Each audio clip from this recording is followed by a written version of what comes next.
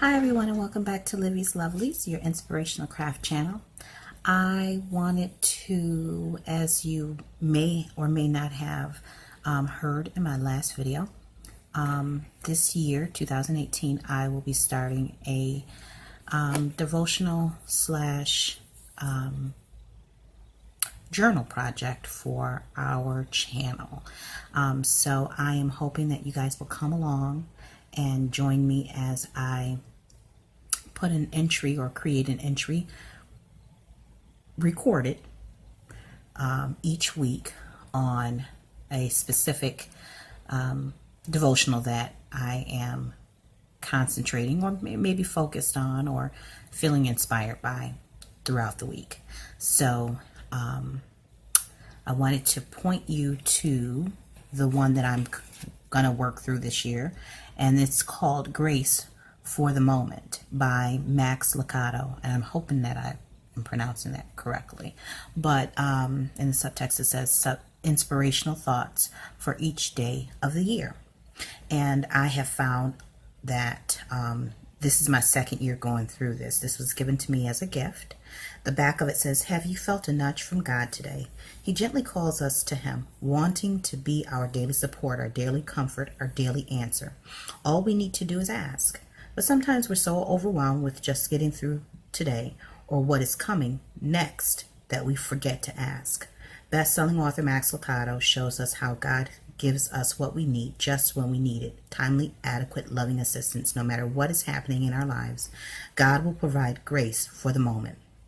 And so I have found this to be really an on-time devotional. It is very quick, but it provides food for thought and food for the spirit, honestly. And so each day there is a small passage or a small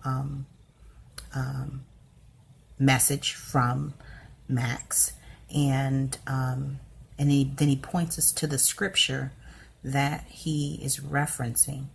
So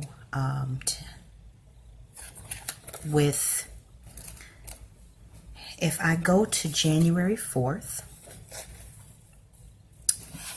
it says, "Just like Jesus, you will know that God's power is very great for us who believe." And this is coming from Ephesians 1:19. "God loves to decorate. Let him live long enough in a heart, and that heart will begin to change. Portraits of hurt will be replaced by landscapes of grace. This might explain some of the discomfort in your life. Remodeling of the heart is not always pleasant. We don't object when the carpenter adds a few shelves, but he's been known to gut the entire West Wing. He has such high aspirations for you. He wants you to be just like Jesus." And so, again, that's coming from Ephesians 1:19. So I wanted to, I know everyone is in different walks of their life and different parts of their spiritual journey, but I'm hoping that as crafters we can come together and just work on this project throughout the year. I am starting with a very basic and inexpensive notebook that I purchased from Walmart. I think it was maybe 80 cents or what have you. You normally get them at back to school sales. And so I just want to show you what I'm starting with so that you'll have an idea of what you can use.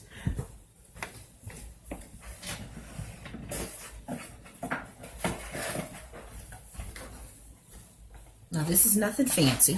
This is a composition notebook. But it has 100 sheets in it, or be 100 sheets, which is 200 pages. This is more than enough for us to cover, embellish, add entries, add art pages. And if you think about it, there's 52 weeks in a year. There's 100 sheets in this book. So even if we double up the pages or use one page for just writing about the devotional for the day, and then another page for the artwork, at the end of the year, we'll have a beautiful work of art. And much like ourselves, this doesn't have to be a finished product. We're not a finished product. God is constantly working on us in our lives. And so this can be a continued thing throughout the year and beyond. So I just wanted to show you that this is what I'm using. I've already started covering the one that I'm going to use for this year. Now I'll let you guys know that when you alter a notebook, there's a few things you want to keep in mind. That this spine right here, that the material that they use for the spine to hold the spine together, it is not much sticks to it in terms of glue.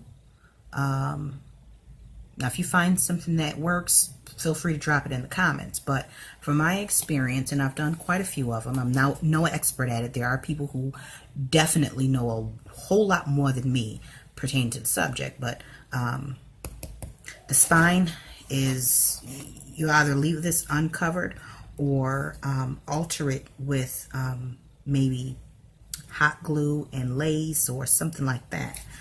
Another thing to note is that as you begin to use the notebook more often and you add pages and it becomes bulky, the spine will get wear and tear. So while this is the center of the book, it's eventually going, the pages are eventually going to pop out because there's a seam right here. What you are going to want to do is reinforce this with some form of seam binding. So you're going to run something up here and tie it on the outside, and then you can add some tassels or dangles or what have you, and you'll do that a couple of times throughout the book just to ensure that everything stays in the book.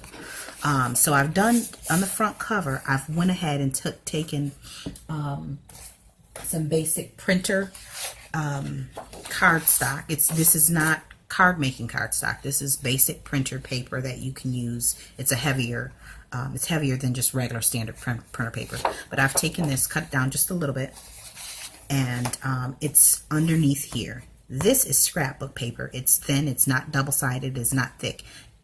And the reason why I did that is because I wasn't sure what I was going to cover, what design I was going to have on the front. So I needed something to cover up the image, the pattern that the composition notebook typically comes with. So, and you need something that's not going to be transparent. So that's what I used on that. So I butted it up against here. Underneath, what I did was I took Elmer's glue and a sponge brush, and I covered the entire thing. One thing you'll want to note is that when you're doing that, you're going to need to put wax paper or something that will allow it to not stick to the other pages, and so that you can get adequate coverage but also protect the pages beneath it. And if you plan on doing that throughout the book, you'll need to do it, basically keep your wax paper on hand. So I put the wax paper down, put the glue down, generous amount, brushed it, was careful not to put too much glue on the seam, and then I butted the cardstock up against this edge. And then I took a credit card and just to make sure that the glue was spread out, and then I let that dry. Once that dried, I then cut around it as best I could. I wasn't looking for accuracy at that stage, but once it dried, I then applied another coat of the glue, and then added the patterned scrapbook paper. Okay, and I also went ahead and did the inside. Now you'll find that washi tape is a great alternative to holding things together, holding things down, and reinforcing, especially for the altered notebooks. And so in here I plan on putting a pocket here for things that I want to add in here, embellishments or scrap paper or bookmark or whatever. I'll use this page kind of as a dashboard for the altered journal. And this is my devotional journal. That's what we'll call that. And here I took one of these pages, the first page, folded it in half. Well, I'll do it on this side so you can see what I was talking about. Folded it in half like that, and then I glued it to itself. And then I glued the edge to create this pocket. And then I just added scrapbook paper, washi tape, and then I'll run some more washi tape up this way. But I needed to just get a few things going so that I can give you a starting point from where to start. So for today's entry, I'm simply going to write. So we were coming from Ephesians 1:19, and it says, just like Jesus. The subtitle is, you will know that God's power is very great for us who believe. So I'm simply going to, just for today, I'm just going to write today's date, January 4th, 2018. And maybe I'll switch up color. And there's going to be no rhyme or reason to how I do this. The main thing for me is that I'm consistent. I want to do this once a week, every week. And throughout the week, I'll add to the pages. I'll add paint, or I'll add sequins, or I'll add scrapbook paper, or I'll add stickers. But I want to have one entry a week. And that way, as time goes on, even if I want to flip back and add something to another page, or reflect back and write a little bit more, it's there. So this is week 1. Ephesians 1:19, just like Jesus. I'm no calligraphy artist, by the way. Okay.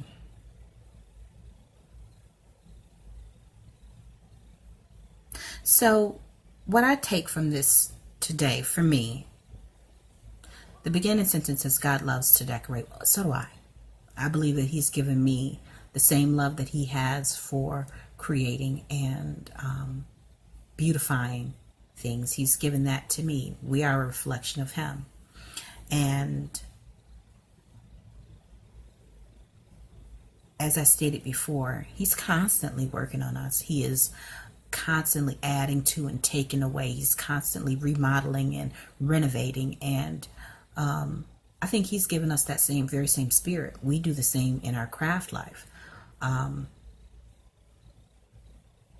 But all of what He does in our lives and for us and to us is for us to be more like His Son, Jesus Christ. So throughout my journey,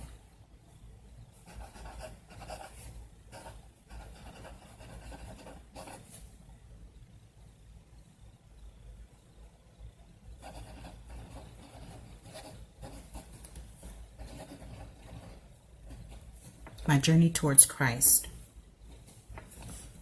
God takes away.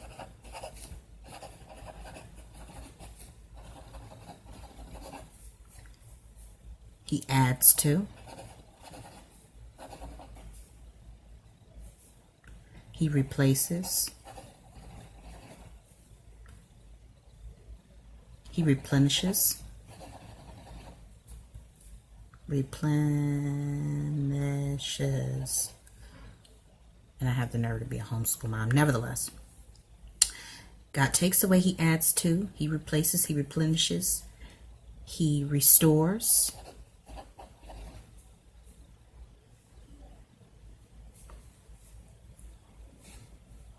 And one day, I will be complete. Now, this isn't to say that I'm not perfect the way that I am. I am perfectly created. He's made me just the way He wants me to be. So I'm not aiming to be any particular thing other than more Christ-like.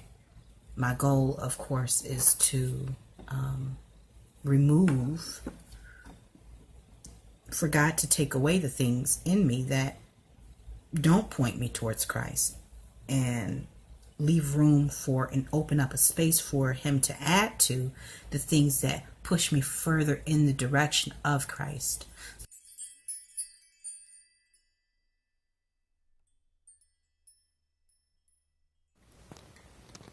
This particular devotion reminds me a lot of being a crafter, where we will oftentimes have start off with remnants of things and put them together and make something whole and beautiful. Or we may find something that is, has, for lack of better words, has been used up. So we repurpose it or refurbish it or recycle it. And in order to do so, we have to take it apart or deconstruct it or add to it in order to enhance its beauty and to give it new life. So I'm hoping that you may find your own inspiration from this particular devotion, today's devotion, Ephesians 1:19,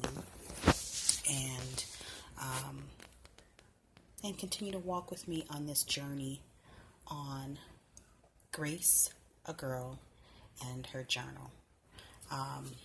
I want to encourage you to join our my Facebook community, which is the Maker Exchange. And yeah, it's named The Maker, but it's really a play on words. The Maker obviously being Christ, as well as crafters. We make things, nevertheless. And join me as I go each week through this year-long devotional, which is called Grace by Max Lucado. And I will put a link to this, which I found a few copies on Amazon.